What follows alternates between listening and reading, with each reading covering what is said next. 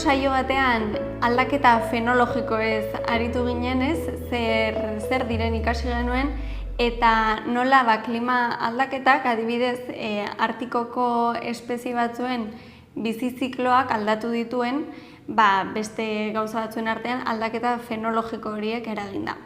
Horren adibidetako bat, aldaketa fenologiko horien adibidetako bat izan ziren Artikoko antzarak, migrazio helmuga eta baita ibilbidea ere aldatu egin dutelako, Artikoko eremu batzuetako baldintzak aldatu direlako klima aldaketaren eraginez. Mota honetako adibide asko topatu ditzazkegu hegaztietan, klima aldaketak modu askotan eragiten dielako hauei ere bai, eta askotan ugaztunez hitz egiten da, baina gaurko saioan tokitxo bat egingo diegu hegaztiei, eta saio hau eskainiko diegu klima aldaketagatik eraldaketak pairatzen ari diren hegazti horiei.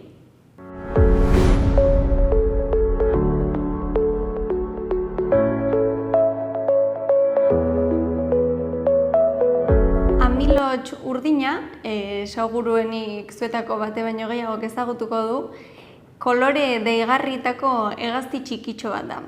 Eta esaten dut ezagutuko dezuela, badu kolore bitxiak ditu eta txori nahiko deigarri bat da, eta nahiko erraza ikusten baita ere.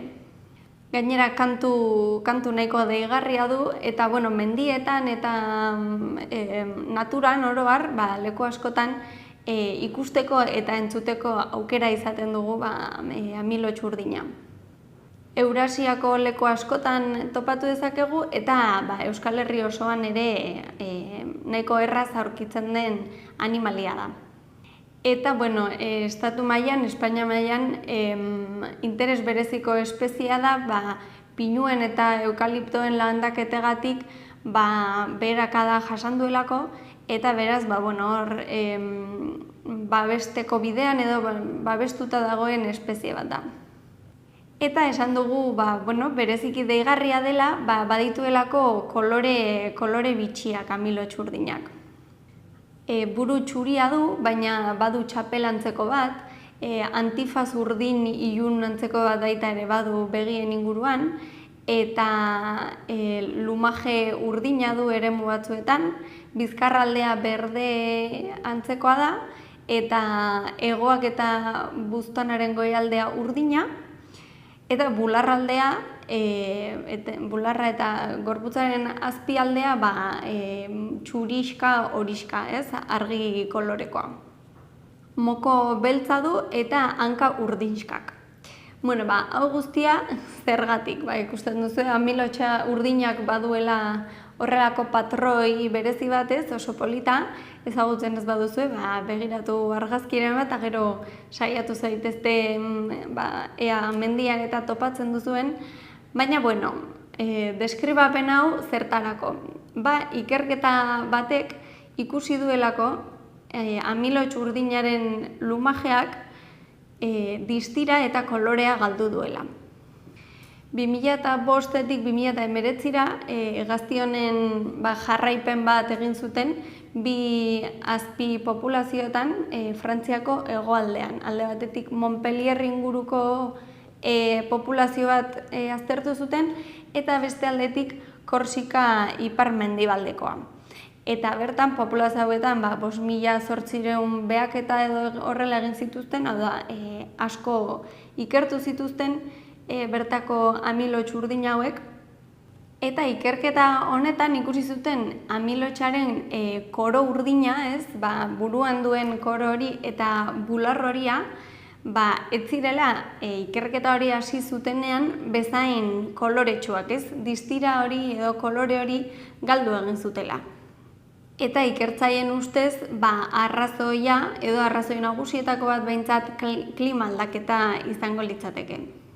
Pentsatzen dutena da, lumajaren kolore aldaketa edo intentsitate aldaketa hori temperaturaren igoeraren eta prezipitazioaren murrizketaren elkarrekintza bat edo kombinazio horren bidez gertatu izan daitekeela. Ekologiaren legeen arabera animalia populazio batek aldaketa bat jasaten duenean, bere ingurunean edo bere inguruko baldintzetan, lau modutara erantzun dezake. Alde batetik, aldaketa genetiko bat gertatu daiteke, gero hautespen naturalaren bidez populazioan jarraituko duena edo ez. Beste aukera bat da aldaketa plastiko bat gertatzea, hau da genetikoki ez aldaketarik gertatzea, baina bai fisikoki organismoek badutelako baita ere horretarako gaitasuna. Hirugarrenik, migratzea izango litzateke, dagoeneko egokia ez den eremu batetik alde egin beste baten bila. Eta azkenik izango litzateke desagertzea, migratzen ez baldin badu eta ez baldin badu beste tokiri bilatzen, desagertzea litzateke.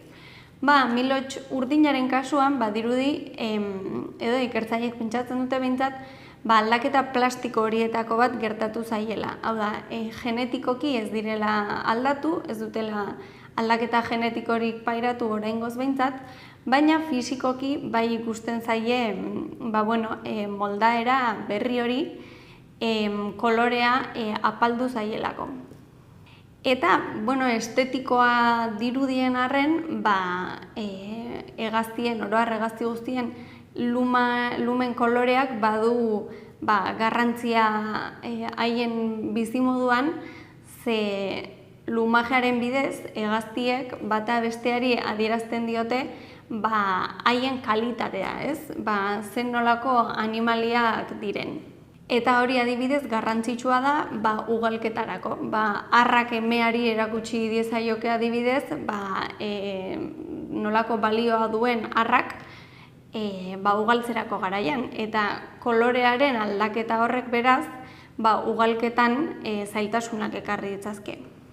Hau da, lumen kolorea ez da estetika soilik, polita izan daiteken arren, badu funtzio bat, espezie horren barruan, eta beraz, populazio mailan eragina izan dezake. Adibidez, jaiotza tasan gutxiago ugaltzen baldin badira, eta azkenean populazio mailan jaiotza tasa jaisten baldin bada, populazio dentsitatea jaitsiko da, eta ikusi beharko litzateke horrek gero nora eramaten gaituen. Esan dugu, Euskal Herrian dugun espeziea dela, baina ikerketa hau ez da Euskal Herrian erreplikatu, esan dugu, Frantzian egindako ikerketa bat dela, beraz ezin dugu esan, hemengo Milots urdinei ere berdina gertatzen zaienik.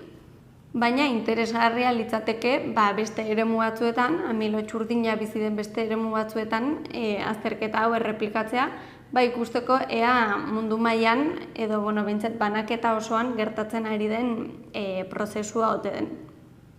Beti bezala, naturan aldaketa txikiena eraginda ere, ikusten dugu alde batetik edo bestetik ondorioak ekarriko dituela, eta, nik uste inorrek ez zuela espero, edo behintzat adituak ez direnek, ez zutela espero txorien edo hegaztien lumen kolorea aldatu litzekenik klima aldaketagatik, eta horrek halako ondorio garrantzitsuak ekarri ahal zituenik. Hegaztiekin jarraituz, beste espezie bat aukeratu dut, honek ere baduelako bere istorioa klima aldaketarekin, eta ikusiko dugu nola eragin dion edo zer gertatu den hegazti honekin.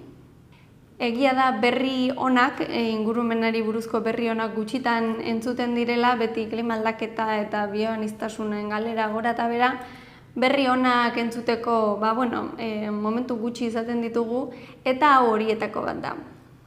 Beraz, berri honei ere lekua egin behar zaienez, gaurkoan ibis eremitak ezagutuko ditugu, eta haien superazio edo klima aldaketari aurre egiteko historia polita. 2023an ibis eremita andana bat iritsi zen Kadizera, hegaz, eta hau izan zen lehen aldia Erdi Aroaz geroztik ibis eremitak Iberiar penintsulara iristen zirela. Baina ez ziren bakarrik iritsi, haiekin egan zijoazten biologo batzuk ultra arin batera igota, eta elkarreekin migrazio ibilbidea egin zuten Alemaniatik Andaluziaraino.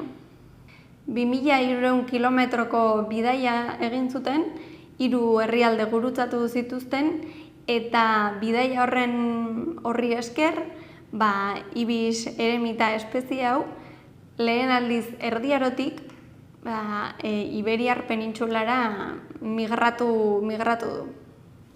Espezie hau, ibis eremita, jatorrian ia Europa osoan zegoen zabalduta, duela urteak eta urteak, eta baita Afrika iparraldean eta Arabiar penintsulan ere. Espezien migratzailea zen, eremu batzuetan behintzat, eta udara iparraldeko eskualdetan pasatzen zuen, eta negua iritsi behar zenean udara amaitzerakoan, eremu epelagoetara, hegoaldera migratzen zuten. Besteak beste, Alpen inguruko mendietara, Adriatikoaren iparraldeko eskualde horietara, eta baita Iberiar penintsularen hegoaldera ere. Baina ez dago oso argi zergatik, pentsatzen da Erdi Aroaz geroztik, bapatean edo urte gutxi batzuen bueltan Europa osotik desagertu egin zen, eta 2 kolonia soilik geratu ziren desagertu gabe Maroko iparraldean. Beraz, duela gutxi, egoera horrez jakitun edo zientzialariek galtzeko arriskuan bezala katalogatu zuten ibis eremita espeziea.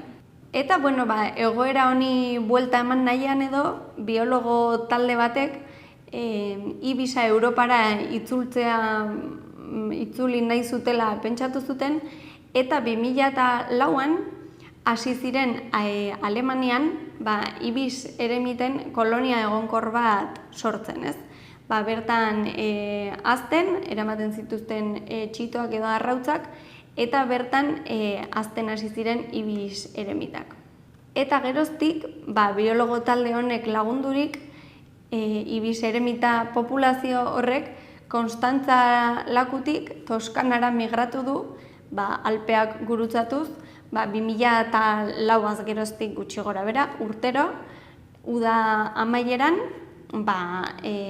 negua eremu epelagoetan pasatzeko, Alemanian neguan nahiko hotz egiten duelako hegazti honentzat bintzat. Eta orain berriro Iberiar penintsulara itzuliko gara, esan dugun bezala Kadizera migratu dutelako 2023an ibis eremita hauek. Gauza da, 2004an Alemaniako ikerketa talde horrekin batera, Jerezko zoo botanikoan pentsatu zutela baita ere ibis eremitan populazio bat sortzea inguru horretan, Kadiz inguruan.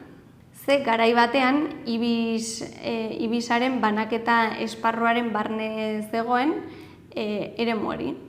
Eta zientzialariak erabaki zuten hegazti emblematiko hori berriro ere Andaluzian sartu nahi zutela, eta hala hasi ziren populazio hori sortzeko ahaleginetan.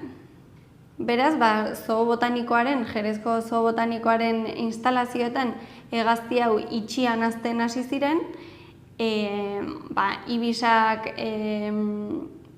ibisen txitak aurrera ateratzen laguntzen zieten jana emanez, eta ondoren, behin ja hazitakoan, askatzeko helburuarekin eta bertan, eremu horretan, populazio egonkor bat sortzeko helburuarekin.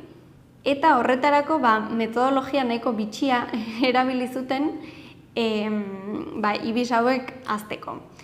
Bazituzten ibis hauek adopzio guraso deitu aldiegun biologo batzuk edo ikertzaile batzuk, eta hauek ibisak elikatzen zituzten txitak zirenetik.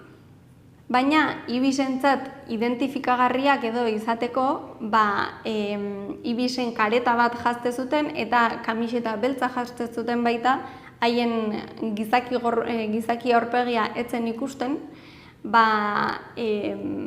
bi arrazoiengatik, hau da, mozorro hori erabiltzen zuten bi arrazoiengatik.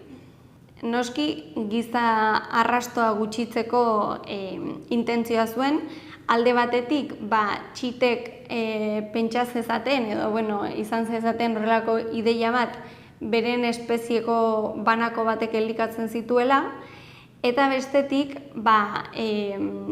beren gurasoak edo ziren gizaki horiek, behintzat ibisak ez gizakiak lotzeko elikagaiekin, gero behin askatutakoan ibis horiek ez izateko horrelako loturarik gizakiarekin eta ez gerturatzeko gizakiarengana janari bila.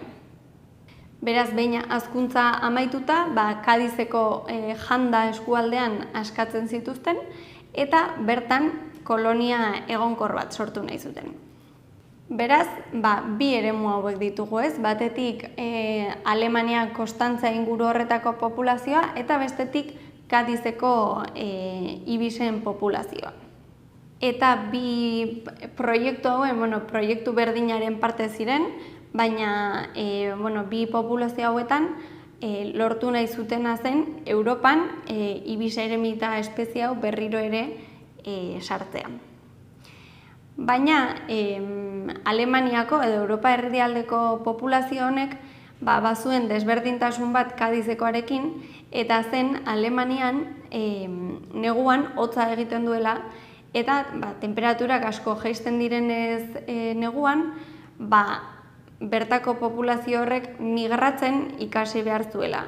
Kadizen aldiz, badakigu temperaturan nahiko epelak egoten direla urte osoan zehar, eta beraz Kadizeko eremu horretan etzen beharrezkoa ibis populazio hortako banakoek migratzea. Hala gertatzen zen, edo hala pentsatzen da bintzet, gertatzen zela ibisak Europatik desagertu aurretik, ez? Eremu hotzagoetan uda pasatzen zutenak, gero migratu behar zutela neguan, baina eremu epeletan bizi zirenek ez zutela halako beharrik. Baina, noski, Alemaniako eta baita Kadizeko populazio hauek ez esan dugu itxian hazitako animaliak zirela, ez ekiten migratzen.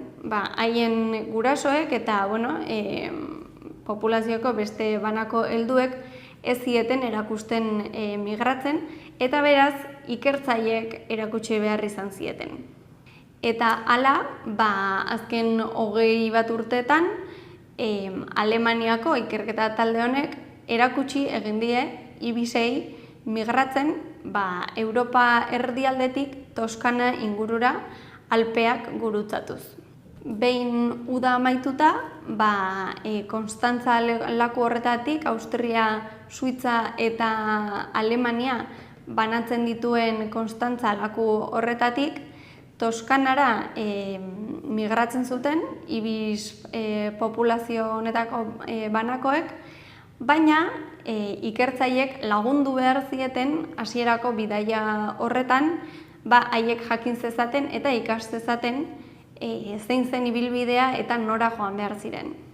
Eta migrazio hau egiten zuten gizakiek ez, ibisekin batera migratzen zuten gizaki hauek, baziren adopzio guraso horiek ez, aurrez jaten eman zieten, ibisei jaten eman zieten gizaki hauek, ziren gero ibisei migratzen laguntzen zietenak. Beraz hor sortzen zen gaztien eta ikertzaile horien arteko lotura bat eta ibisek jarraitu egiten zieten. Behin Toskanara iritsita, egokitzapen denbora bat izaten zuten, ez, bertara egokitzeko, eta gero, aske uzten zituzten ibisak. Behin negua pasata, ez, Toskanan negua pasata gero, bueltako bidaiari ekiten zioten gaztiek, baina kasu honetan, ikertzaileek ez zieten laguntzen. Aurrez egin zutelako bidaia, joaneko bidaia ez, eta orduan bueltako bidaiarako ez zieten edo ez zuten laguntzarik behar. Eta hala, migrazio tradizio bat edo sortu dute, ze badaude ibisak urtez urte migrazio hori egin dutenak. Esan dugu, eta datu garrantzitsua da, Alemania erdialdetik edo Konstantzalakutik Toskanara Alpeak gurutzatu behar direla. Eta azken urteetan zeharkaldi horrek zeharkaldi hori arazoak ematen hasi zen migrazio ibilbide honetan. Esan bezala, uda amaieran, irailaren inguruan ekiten zioten ibilbideari, ez? Baina klima aldaketagatik Europan uda gero eta beranduago amaitzen da. Eta azken urteetan ez zioten bidaiari ekiten urri erdialdera arte, ez? Hasiera batean duela 21 urte iraian ekiten zioten bidaiari eta azken urteetan urriaren erdialdean hasten ziren bidaiatzen. Noski, hegaztiek baita ere, eguraldia lotzeko migrazioarekin. Baina urriaren erdialderako Alpeetan dagoeneko hotz handia egiten du eta erortuta egon daiteke. Eta beraz, dagoeneko Alpeetan ez zeuden baldintza egokiak ibisak migratu ahal izateko. Eta azken aldian, ibilbide hori egin zutenak, 60 ibisetatik bik bakarrik lortu zuten zeharkaldia beraien kabuz egitea, eta besteak kamioietan edo furgonetetan leku aldatu beharra izan zituzten ikertzaileek. Baina, ibis batek beste ordezko bide bat topatu zuen edo, eta desagertuta egon ostean Malagan agertu zen egun batzuk geroago. Eta hain zuzen ere, ibis horrek, banako horrek, eman zion irtenbidea edo eman zien ideia ikertzaileei klima aldaketagatik ibisen migrazio hori izaten ari zen arazoak konpontzeko. Eta hala hasi zen 2023an ibisen migrazio alternatiboa. Eta Alemaniako eta Kadizeko ibisen populazioak batu dituen migrazio ibilbidea. 2023an, Europa herrialdean Konstantzalako inguru horretan dauden ibisak Toskanara migratu beharrean, Kadizera migratu dute, eta beraz Andaluzia bihurtu da haien negua pasatzeko eremua. Noski, ibilbide horretan Alpeak gurutzatzea ekidin dute, Pirineoak gurutzatu behar dituzte, baina Alpeekin alderatuta nahiko baxuagoak dira Pirineoak eta baldintzak ez dira hain gogorrak ibisak lasai gurutzatu ahal izateko. Beraz, horrela, 2300 kilometro egin ostean eta 6 astez egan ibili ostean, alde batetik hegaztiak eta baita ikertzaileak ere, ibisak 200 urtez Iberiar penintsulara migratu ez duten hegazti horiek Iberiar penintsulara migratu dute berriro. Eta hemendik aurrera, pentsatzen espero dutena da ibilbide horrekin jarraituko dutela, hau da, Kadizera migratzen jarraituko dutela behin uda pasatzea erakoan, eta migrazio ibilbide horrek belaunaldiz belaunaldi jarraituko duela, eta momenturen batean, espero da gizakiaren laguntzarik gabe, ibisek haien tradizioa sortuko dutela. Hegaztien luma aldaketa, migrazio ibilbideen aldaketa, modu askotan eragin dezake klima aldaketak hegaztien bizimoduan ikusi dugunez, batzuk zuzenean klimaren gorabeherangatik edo temperatura edo prezipitazioen gorabeherangatik gertatzen dira, ez, zuzeneko prozesuak dira, baina guk gizakiok klima aldaketari buelta eman nahian edo egoera hobetu nahian ere beste ondorio batzuk ekar ditzakegu. Gaur egun hegaztiek beste arrisku berri bat dute, guk klima aldaketari aurre egiteko hartzen ari garen beste berrikuntzengatik, Eta horietako bat da energia berriztagarrien gaia. Hegaztiei bereziki eragiten die aerosorgailuek, geroz eta ohikoagoak diren aerosorgailuek, Espainia mailan egin zen ikerketa bat adibidez, eta ohartarazi zuten egin zituzten estimen arabera 2 eta 4 milioi animalia artean hiltzen direla aerosorgailuen erruz, edo zuzenean kolpatzen direlako edo eragiten dielako moduren batean edo bestean.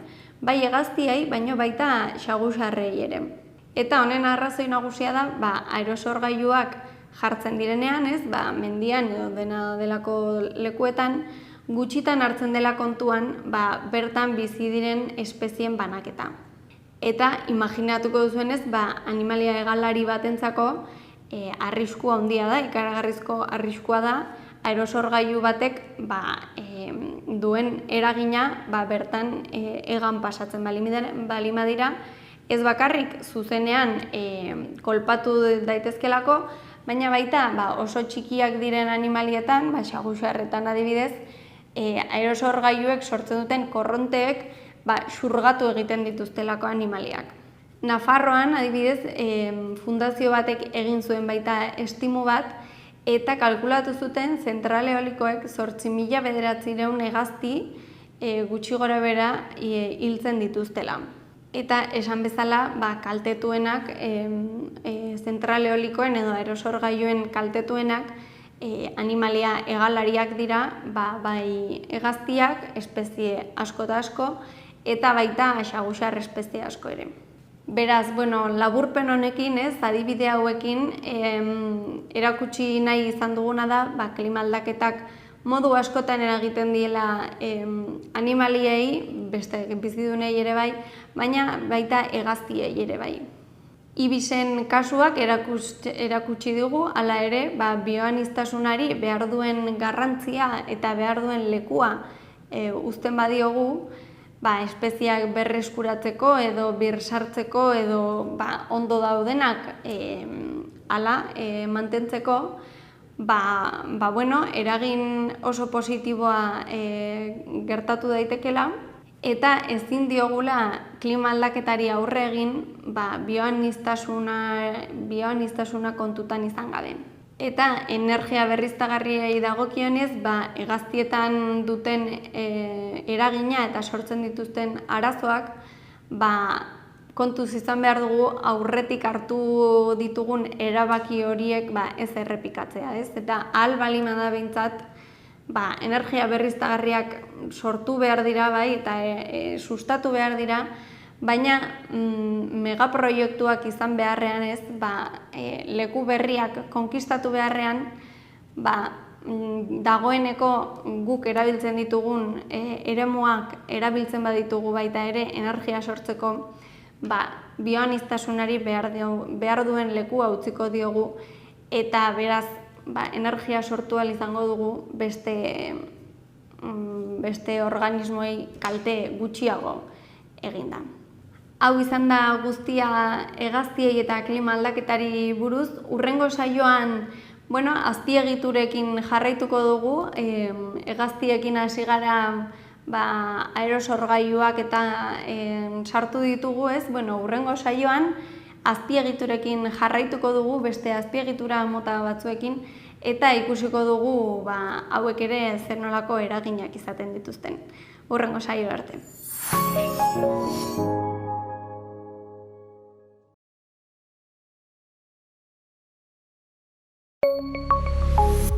Gobierno de Navarra. Nafarroako gobernua.